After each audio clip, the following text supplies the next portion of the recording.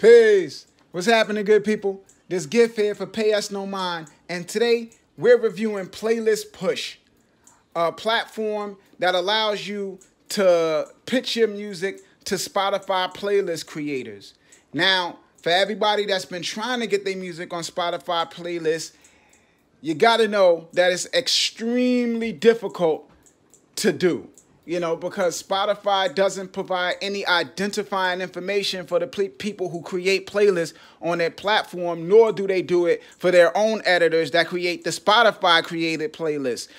So you can't even find out who these people are to submit your music or pitch your music to them. And anybody that provides identifying information is probably bombarded with thousands of emails from people trying to pitch music to them, where it's unlikely that your email will even get open or your tweet would even get responded to. So Playlist Push created this platform as a way to simplify that process and for you to be able to get your music to the ears of the people who create those playlists on Spotify. Now, the way that they create their database of Spotify creators is that they pay the creators, that the playlist creators that they pitch to. The playlist creators that they pitch to get a little bit of money for reviewing or listening to the music from the artists that they pitch to them. Now, the way it works on your end in regards to submitting music is as basically they claim that they don't take everything. They say submit your music, they'll review it, and if they feel like the song has a good enough chance of getting playlisted, they'll accept it and pitch it and try to get it playlisted. So the first step is to submit your music, then they review it, and you wait for them to do that. And then once they review it, they approve it if they think it has a good shot.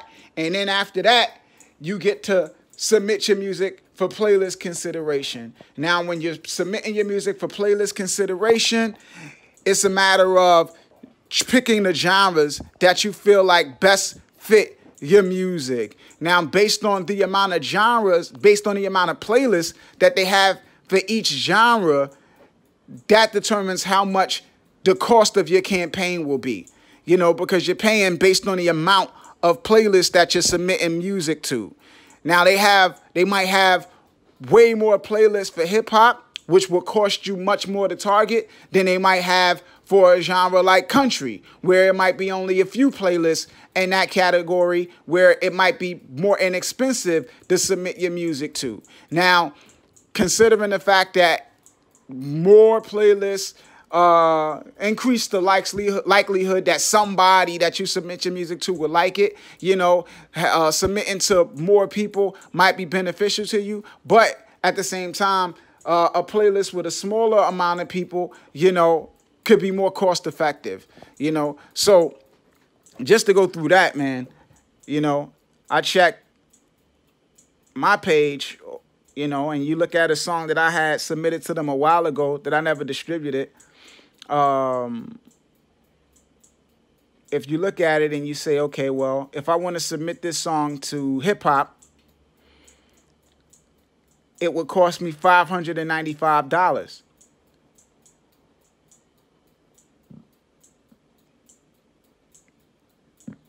If I wanted to submit this song to, say, country, it would only cost me $220. So looking at it from that perspective, you see that the cost of the campaign reduces depending on what genres you select and how many playlists that they have that they can pitch to for that genre. Now, you must also consider the fact that of basically how they validate these playlists that they're pitching to, right? Because that's something that's very vital, knowing whether the people who they're pitching music to are actually going to playlist anything and not just listen to 30 seconds of a song to get paid. You want to make sure that these people are actively looking for songs to playlist, and that when those songs get playlisted, that those playlist placements actually result in something beneficial for the artist, you know. Now, they have their mechanism for determining the value of a playlist and monitoring or getting the playlist creators to be more responsive, you know. And the way that they do that is, again, with money, you know. So it's like a playlist creator can make a little bit of money if they just review music, but they can make much more if they're playlisting songs, and those songs are actually, that they playlist actually result in getting plays. So if a playlist creator has a track record of playlisting songs that actually result in a artist getting more streams and getting discovered by fans, then that playlist creator can make upwards of $12 per song he reviews, you know, whereas somebody that just is reviewing songs will probably make way less. So they incentivize the playlist creators actually having playlists that do have active listeners, and incentivize them actually playlisting songs and getting those songs heard. So that also impacts placement too on the playlist, whether they put your song as number 200 or whether they put it as 10 or 5 on the playlist, you know, because if they get the song heard, then they make more money, you know, they increase their reputation, because it's all, because their system for the creators is almost like a quality score, factoring in, you know, response rate and the number of people who follow their playlists and the plays that come from their playlists in regards to, you know, people listening to music and stuff like that, you know. So they have that system set in place, which impacts things. You know, they also don't accept any creators that have under 400 followers. So if a playlist creator has a playlist with under 400 followers, he's not accepted into the program, you know. And then to determine the value of those followers, they look at the engagement rate. And if a playlist has a 1% engagement rate with their followers, then that playlist gets removed from their database. So the way you look at the engagement rate, you know, is to kind of like see the percentage of a playlist followers that actually result in listeners, you know. And you could that type of stuff you can determine by using things like chart metrics. So it is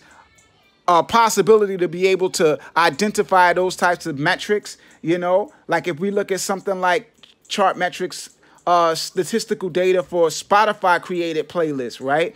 We look at a playlist like Today's Hits, and we see, you know, they have over 20 million followers and around over 2 million monthly listeners, right? Now, what percentage of these listeners are, or what percentage of their followers are monthly listeners, you know? So you would do like this. You would say, okay, well, 233 million or 2,337,218 times 100 divided by 20,064,583, and that gets you around 11%, you know. And Playlist Push states that around 10% of a playlist followers might listen to the playlist. And going by the math we just did, you know, for Spotify's created playlist, that tells you that that's around,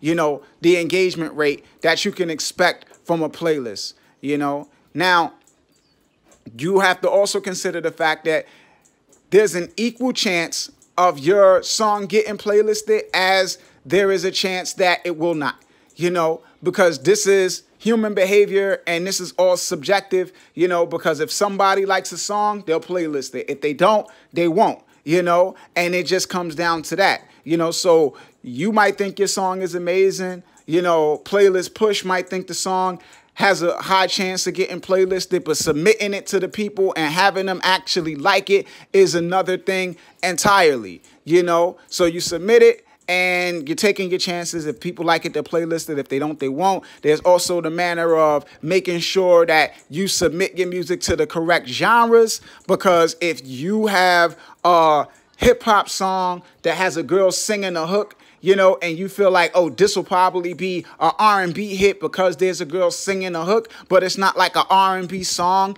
but it's more of cost effective to submit the R&B because there's less playlists, so it's cheaper. And you say, okay, well, I can't afford $5.95 to submit the hip hop, so let me just submit this to R&B for $2.20 or whatever and take my chances. Then it's like, well, the R&B playlist creators might just be posting love songs and not posting hip hop songs that have an R&B hook, you know, which increases the likelihood that your song won't get playlisted. And if it don't, then you can't then turn around and be like, playlist push don't work. You know, you just submitted to the wrong genre, you know, which also brings us to the fact that it might take more than one campaign, you know, to really get results. Because if you don't know which genre your music fits in best, then you're going to have to submit to multiple genres. And if you don't have enough money to submit to multiple genres in one shot, then you're going to have to do it one by one. You're going to have to try hip hop, then try pop, then try R&B, you know, as you get money. So when you have money to submit the hip hop, then you submit the hip hop. And when you have money for R&B, you submit the R&B and see if your luck increases with different genres, you know, because a lot of times, you know, artists don't know that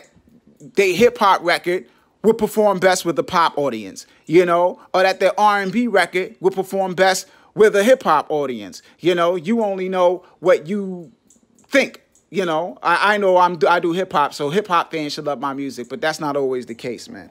You know, and that's something that you have to recognize and keep in consideration as well, you know, when you are submitting your music for playlists and things like that, man, you know. Now, all in all, it's a good opportunity to try to get your music playlisted, and there's a lot of benefits to it, you know, outside of just streams, because I know when an artist gets his music put on a playlist, the first thing you're going to want to see is thousands of streams come from that playlist, which might not be the case, because just because a playlist has a whole bunch of followers don't mean that people are listening to the playlist. So you might not get thousands of streams from getting placed on that playlist. You might get a couple hundred, or you might get 10 or 20, you know. Now, the bottom line is this: even if those playlist placements don't result in some windfall of streams, they still have a tremendous impact on your success on Spotify from one's perspective, and that is the algorithm and how the algorithm factors into what Spotify playlists on those bigger playlists, like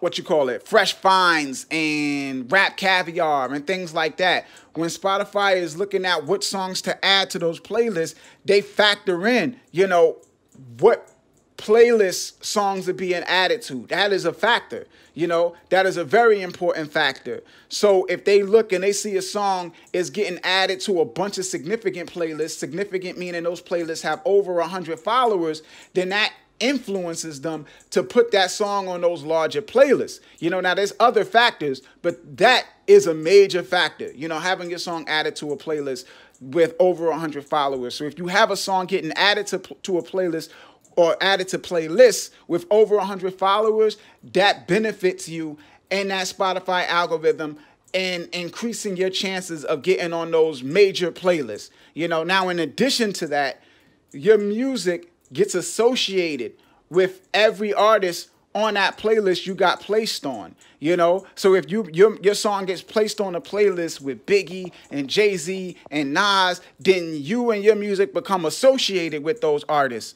And then when Spotify has Spotify Artist Radio, where somebody listens to Biggie Radio or Jay-Z Radio, your song comes up in those radio stations because of those because of that association, you know? And also, you make your way into things like Discover Weekly playlists and Release Radar playlists and those daily mixes and things like that by becoming associated with those artists and those playlists. And that stuff, those Discover Weekly streams and those Release Radar streams and those daily mix streams and those artist radio streams aren't coming directly from the playlist that you got placed on from Playlist Push, but it's an indirect correlation between them, you know, because you get on those playlists, and then those playlists result in placement on those other playlists and streams from those places. So it has like an extended impact, so to speak. You know, so you have to factor into things like that and recognize the broader picture and how things impact you. You know, now, again, you got to keep in mind that there is no guarantee that your song will get placed. No guarantee that you're going to target the right genre. No guarantee that the people on those, who create those playlists are going to like the songs and want to playlist it, you know. But there's a possibility they might, you know, and you take your chances. You know, and you live with the merit of your music. You know, if you feel like you got a good song and people should rock with it, you know, and it's important to you to get on those playlists, then that's a step that you can take. Now, I will say that I think and I feel that if you have a track record already before you take that step, it might benefit you more. Like if you already got a certain amount of Spotify streams and people listening to your music and saving your music and things like that, I do think it would influence the creators and their decision to playlist your music. Because if they go and look you up, like if they like the song and they go and they look you up and they see, oh, this dude already got like thousands of streams on Spotify, then it's almost like cross promotion, you know, like I'm going to put him on my playlist and his fans will check my playlist, and in exchange for that, you know, he gets exposed to the people who follow my playlist, you know, and it kind of works as an equal exchange to that extent. But if you don't already have a following and you don't already have streams, it still can be beneficial to you in a number of ways, like I said, with the algorithm and, you know, all of that type of stuff, you know. So it's something that can be good, you know, it's just a chance that it won't, you know, and that's with anything. You know, if you advertise, there's no guarantee that people are going to like your music. If you do PR, there's no guarantee that your music is going to get placed in any magazines or coverage or anything like that. You know, the only way to guarantee yourself stuff is to pay for bot-generated streams. That's the only way you're going to get a guarantee, as if you're paying for bots, you know. So that being said, I feel like Playlist Push is a good platform to use. You know, the guy that runs it, George Goodrich, you know, he is entirely too accessible for it to be a scam, because he's all over the place, and at any time anybody can pop up on George. So I don't think, you know, George is out here robbing people, man. He's too easy to find. So I would say definitely check out Playlist Push, man. If you are trying to get your music posted to playlists, there's a link to it in the description box for you to go and check it out. You know, for anybody that's used it, that has any commentary on it, definitely post in the comments below. You know, if you go and check it out and you run a campaign, you know, definitely come back and post in the comments to let me know how it worked out for you. You know, make sure you subscribe to the video, like, share, you know the drill. Follow me at @real_payusnomind on Instagram. Payusnomind at Payusnomind on Twitter. Payusnomind@gmail if you want to communicate, reach out to me for whatever reason. This is Gift signing off. Payusnomind. Peace, good people. One.